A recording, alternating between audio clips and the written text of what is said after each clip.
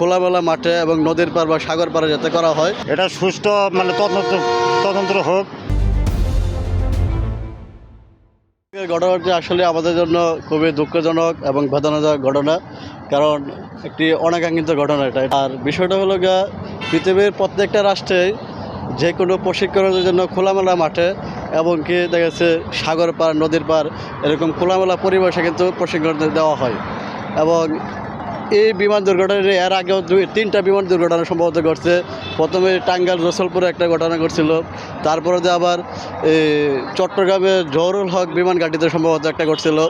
এ নিয়ে গতকালকে তিনটা ঘটনা, তিনোটাতেই নতুন পাইলট ছিল, তিনোটাতেই মারা গেছে, কেউ আর বেঁচে নেই।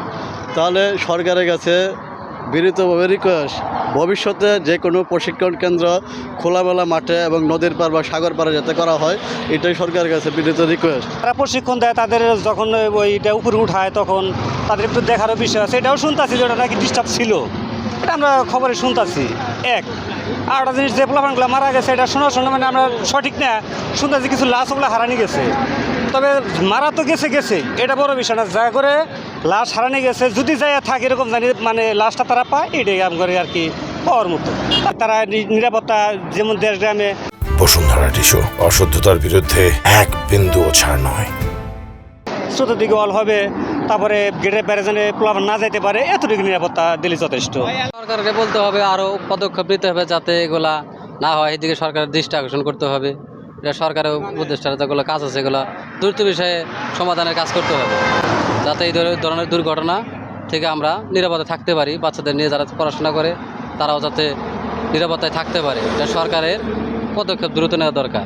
যে বিমানটা পুরাতন বিমান, কিন্তু এটার ইঞ্জিনের কি সমস্যা এটা আগের থেকে তদন্ত কইরা, ইঞ্জিনের কোন জায়গায় কি হয়েছে তদন্ত কইরা, জিনিসটাই কইরা ঠিকঠাক কইরা তারপরে মানে প্রশিক্ষণে মানে বাইরে হইতো ওইটাই ঠিক আছিল।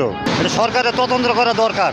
এটা কি কমু, বাংলাদেশের অবস্থা খারাপ। এই বিমান যে দুর্ঘটনা ঘটবো আমি ধারণার বাইরে। এটা সুষ্ঠু তদন্ত হোক।